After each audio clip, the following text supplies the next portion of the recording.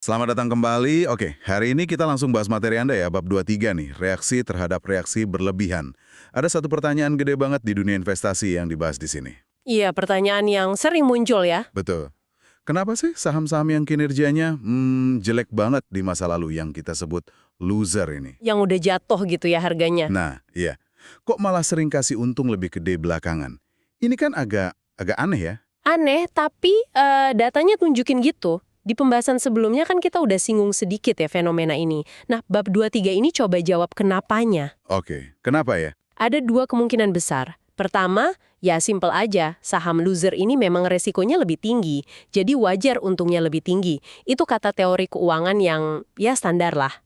Teori pasar efisien gitu ya. Betul. Atau kemungkinan kedua, ini ada hubungannya sama psikologi kita. Mungkin kita sebagai investor tuh suka bereaksi berlebihan. Reaksi berlebihan, maksudnya gimana tuh?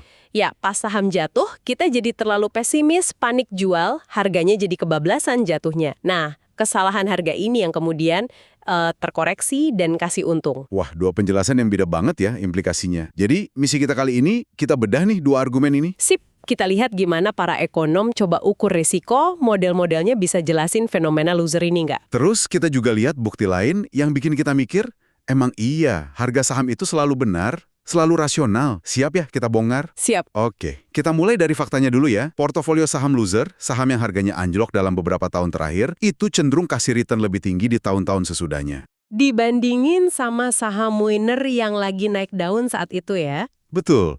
Nah, kalau kita pakai kacamata teori pasar efisien, IMH, kan nggak ada yang gratisan. Untung gede, pasti karena risiko gede. Logika dasarnya gitu, high risk, high return. Jadi, kesimpulan logis yang menurut IMH ya, saham loser ini pasti lebih berisiko. Gitu kan? Nggak ada pilihan lain. Itu argumen utama pendukung IMH. Pasar udah cerdas, semua info udah masuk harga. Jadi kalau ada return ekstra itu pasti kompensasi resiko. Simple. Tapi, kedengarannya simple, tapi buktinya gimana? Nah, ini dia masalahnya. Buktiinnya itu nggak gampang. Kita harus sepakat dulu, risiko itu ngukurnya pakai apa. Ini yang di dunia akademik disebut masalah hipotesis gabungan. Hipotesis gabungan. Istilah baru nih. Maksudnya gimana sih? Kok jadi masalah? Gini loh, intinya kita nggak bisa ngetes pasar itu efisien atau enggak tanpa kita pakai model tertentu buat mengukur risiko. Oke. Sebaliknya, kita juga nggak bisa ngetes model risiko itu bagus atau enggak tanpa kita asumsi dulu pasarnya efisien. Jadi kayak lingkaran gitu, saling terkait. Jadi kalau kita nemu anomali kayak saham loser ini, nggak bisa langsung bilang, wah pasar nggak efisien gitu ya? Nggak bisa. Bisa jadi pasarnya sih efisien, tapi model risiko yang kita pakai yang keliru atau kurang lengkap. Nah, ini yang bikin debatnya jadi panjang dan rumit. Oke, paham sekarang. Jadi kita perlu model risiko buat ngetes pasar. Dulu nih, model risiko yang paling diandelin apa? Yang jadi standar emas bertahun-tahun itu Capital Asset Pricing Model, CAPM. CAPM, sering dengar. Intinya, CAPM bilang, risiko yang relevan yang dibayar pasar itu cuma satu, risiko sistematis. Risiko sistematis, maksudnya? Risiko yang nggak bisa hilang walau kita udah diversifikasi punya banyak saham. Ini risiko pasar secara keseluruhan, kayak kondisi ekonomi makro, kebijakan, gitu-gitu.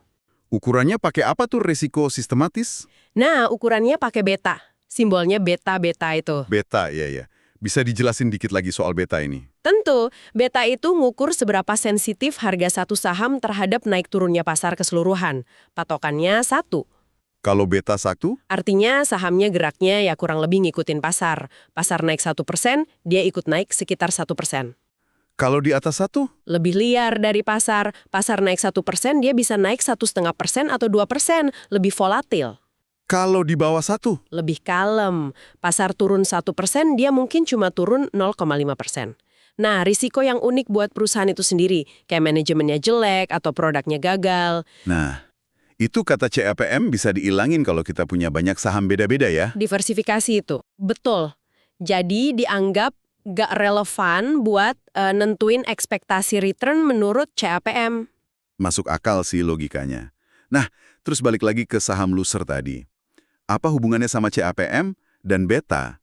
Apa saham loser ini betanya tinggi? Kan katanya lebih berisiko.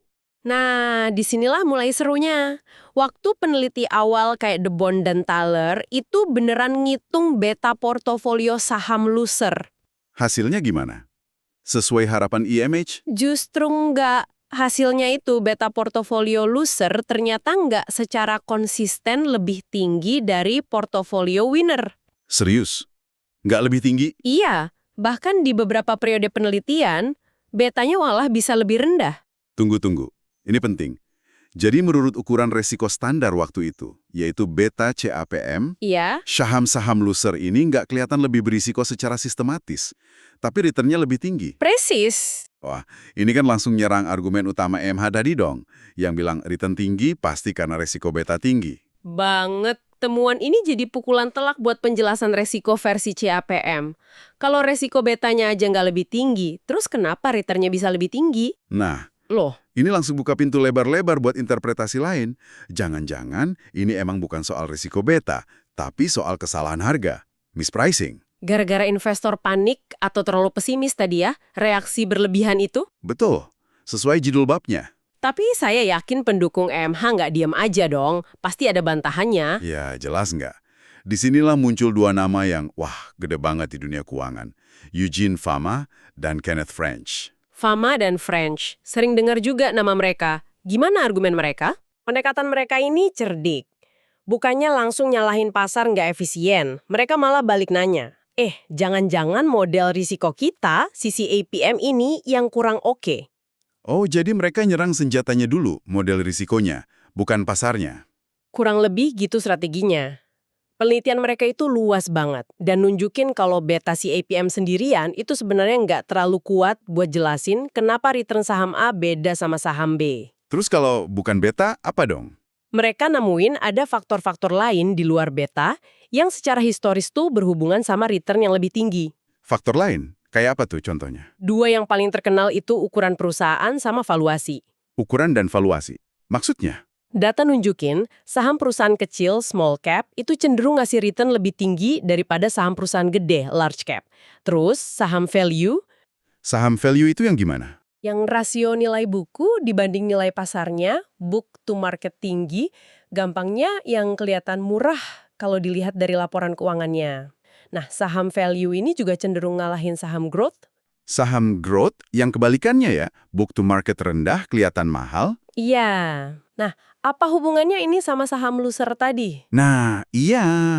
Apa hubungannya? Kaitannya erat banget. Saham-saham yang masuk kategori loser itu seringkali ya emang saham perusahaan kecil atau saham value. Oh iya, kenapa bisa gitu? Mungkin perusahaannya lagi ada masalah, jadi ukurannya ngecil, atau harganya jatuh banget sampai rasio book to marketnya jadi tinggi, jadi kelihatan murah. Oke. Terus argumen Fama French gimana? Mereka bilang, hey, mungkin saham kecil dan value ini emang lebih beresiko, tapi jenis risikonya beda, nggak ketangkep sama beta CAPM. Aha, jadi mereka tetap bilang ini soal risiko, tapi bukan risiko beta doang. Ada dimensi risiko lain gitu. Tepat, mereka nggak nyerah sama ide risiko. Mereka lalu bikin model baru yang lebih komplit, yang terkenal banget namanya Fama French 3-Factor Model. Model 3 faktor. Apa aja tuh 3 faktornya? Pertama, tetap sensitivitas ke pasar, beta. Kedua, exposure ke faktor ukuran, lebih tinggi buat saham kecil. Ketiga, exposure ke faktor value, lebih tinggi buat saham value. Jadi menurut model ini, return ekstra saham loser bisa dijelasin. Bisa, karena saham loser kan cenderung kecil dan value. Jadi mereka punya exposure tinggi ke faktor ukuran dan value. Nah, return ekstra itu dianggap kompensasi buat nanggung risiko ukuran dan risiko value itu. Oke, jadi perdebatannya geser nih. Bukan lagi beta versus mispricing, tapi Jadi, apakah faktor ukuran dan value Fama French ini beneran representasi resiko fundamental yang nggak keukur CPM? Atau jangan-jangan ini cuma cara statistik yang lebih canggih buat nangkep pola mispricing yang sama? mispricing karena investor terlalu pesimis sama saham kecil atau value gitu. Persis. Jadi balik lagi kan perdebatannya, cuman levelnya lebih canggih aja. Apakah ini risk atau overreaction atau mispricing? Dan ini belum selesai perdebatannya. Sampai sekarang? Belum tuntas, ada kubu yang yakin ini bukti resiko, Fama dan French cenderung ke sana, walau Fama sendiri ngaku ada dua interpretasi. Ada kubu lain kayak Laconi Sox Slifer Fishni, LSV, yang lebih yakin ini bukti mispricing gara-gara perilaku investor. Bahkan Fama sampai bikin model 5 faktor segala ya setelahnya. Betul, ini nunjukin betapa susahnya mendefinisikan dan mengukur resiko itu secara pas. Nggak sesimpel beta doang ternyata. Oke, perdebatan risiko versus mispricing ini kan sebenarnya nyenggol pertanyaan yang lebih dasar lagi ya. Pertanyaan apa tuh? Ya, seberapa benar sih harga saham di pasar itu? Apa harga di layar itu selalu nyerminin nilai intrinsik perusahaan? Nah, di sini kayaknya karya Robert Shiller jadi penting banget. Tepat sekali. Shiller ini melakukan studi yang cukup mengguncang pada masanya. Dia bandingin dua hal. Apa itu? Pertama, seberapa liar sih pergerakan harga saham di pasar, volatilitas harga. Kedua, seberapa liar seharusnya pergerakan nilai intrinsik perusahaan, yang basisnya kan fundamental kayak dividen atau laba di masa depan. Terus hasilnya gimana perbandingannya? Hasilnya, mengejutkan. Harga saham ternyata geraknya jauh lebih liar dibanding pergerakan fundamentalnya. Volatilitasnya berlebihan. Waduh, kalau harga naik turunnya lebih heboh dari perubahan nilai aslinya, artinya apa dong? Implikasinya ya, harga seringkali salah. Atau paling nggak, pergerakannya nggak cuma didorong oleh logika fundamental aja. Ada faktor lain yang bikin harga jadi lebih liar. Kalau pasar efisien dan rasional kan harusnya harga cuma gerak kalau ada info baru soal fundamental ya.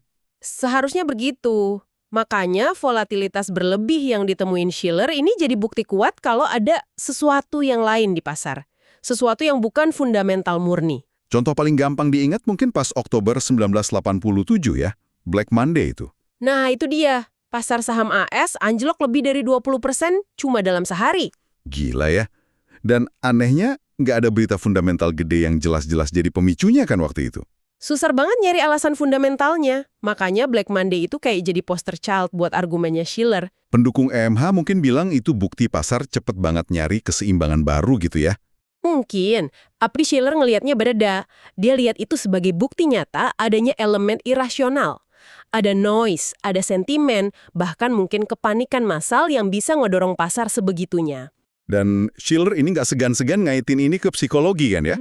Dia pakai istilah animal spirits dari Keynes. Betul, dia berani bawa konsep animal spirits, semangat kebinatangan, atau lebih tepatnya naluri dan emosi kolektif ke dalam analisis pasar keuangan. Jadi gimana maksudnya animal spirits ini? Iya, bagaimana mood kolektif, rasa optimis atau pesimis yang bisa nular di masyarakat itu bisa ngedorong harga aset kayak saham atau properti. Kadang-kadang mirip tren fashion aja gitu, bisa naik turun tanpa alasan fundamental yang kuat. Jadi narasi, cerita, sentimen itu bisa jadi sama pentingnya sama laporan keuangan ya? Bisa jadi, terutama dalam jangka pendek atau menengah. Shiller bilang gitu, ini dulu dianggap agak tabu loh di ekonomi. Oke. Nah, karena dia percaya pasar bisa salah harga dan dipengaruhi sentimen, Shiller terus coba bikin alat ukur dong ya, buat lihat pasar lagi mahal atau murah. Betul. Dia mengembangkan indikator yang sekarang terkenal banget. Itu yang namanya rasio PE Shiller atau KP ya, Cyclically Adjusted Price to Earnings Ratio. Iya, KP. Idenya, dia nggak pakai laba setahun terakhir aja buat ngitung PI rasio pasar. Karena laba setahun kan bisa naik turun drastis. Terus dia pakai apa? Dia pakai rata-rata laba real sudah disesuaikan inflasi selama 10 tahun terakhir. Jadi lebih stabil, lebih mencerminkan kekuatan laba jangka panjang. Logikanya gimana pakai KP ini? Simple aja. Kalau rasio harga dibanding rata-rata laba 10 tahun, KP ini lagi tinggi banget dibanding rata-rata sejarahnya. Berarti pasar lagi mahal. Kemungkinan besar begitu. Dan kalau pasar lagi mahal, potensi untung ke depan cenderung lebih rendah. Sebaliknya, kalau CP lagi rendah banget, Pasar lagi murah, potensi untung ke depan lebih oke. secara historis polanya begitu. Ada korelasi negatif antara level CP waktu kita beli sama return pasar saham untuk 10 atau 20 tahun ke depan.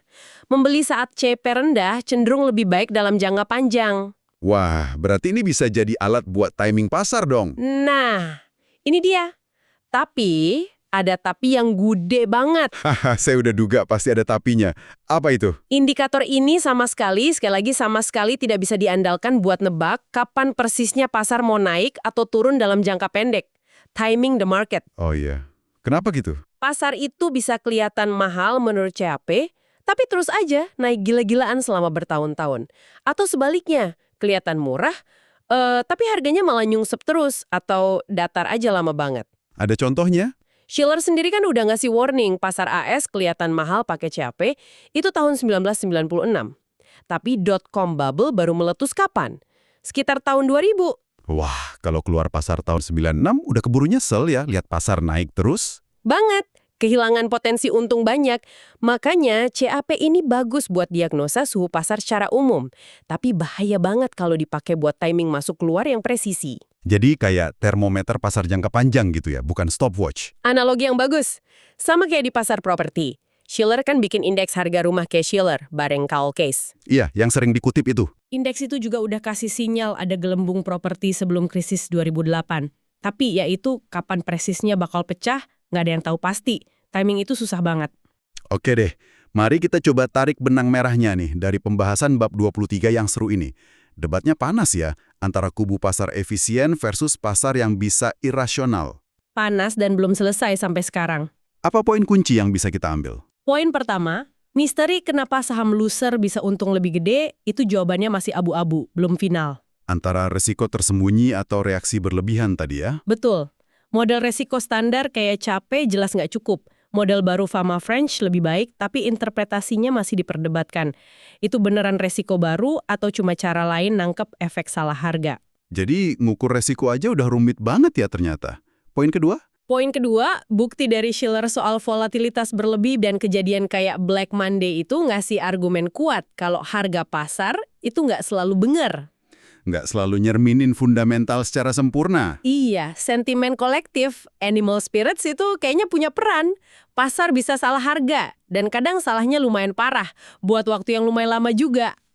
Wah, ini kesimpulannya jadi memahami pasar itu bukan cuma soal ngitung angka ya, tapi juga soal memahami psikologi manusia. Kompleks banget jadinya. Makanya ngukur resiko dan memahami seberapa efisien pasar itu ya jadi PR terus-menerus buat akademisi dan praktisi. Nggak ada jawaban gampang. Nah, ini jadi pertanyaan buat Anda yang dengerin. Setelah dengar semua perdebatan ini, soal volatilitas, potensi pasar salah harga, sulitnya ngukur resiko, gimana ini ngaruh ke cara Anda lihat investasi Anda sendiri? Pertanyaan penting tuh. Anda percaya ada faktor-faktor perilaku, sentimen, noise yang ikut main? Merenungkan ini mungkin penting ya waktu Anda bikin keputusan finansial ke depan.